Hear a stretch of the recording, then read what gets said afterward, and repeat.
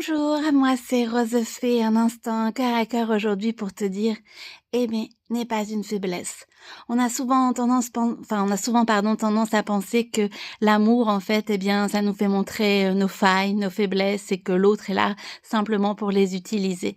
Alors que justement, aimer est une force. Oui, c'est sûr que aimer, c'est prendre des risques, c'est parfois, eh bien, avoir, je veux dire, le risque de ne pas être aimé en retour ou d'être trahi, d'être trompé, bien évidemment. Mais c'est là, en fait, où réside votre force. C'est le fait, eh bien, d'aimer à nouveau, d'aimer encore, malgré ce qui s'est passé. Alors pour moi, aimer est un acte de courage et non une faiblesse.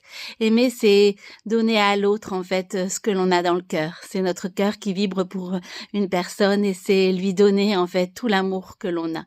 C'est un acte de courage, c'est un acte de bienveillance, c'est quelque chose, en fait, qui parle avec le cœur et c'est loin d'être une faiblesse.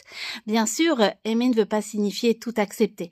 Et c'est là où peut-être nos erreurs du passé ou nos expériences vont nous permettre de mieux aimer, pour justement ne pas répéter en fait les erreurs qui nous ont fait mal.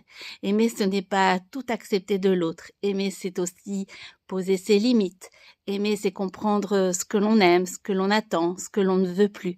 C'est vraiment, je vais dire, un acte de courage, mais c'est aussi de la bienveillance envers soi et non de la soumission.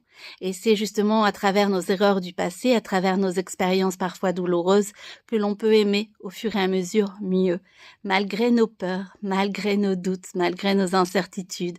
Voilà pourquoi pour moi, aimer est un acte de courage.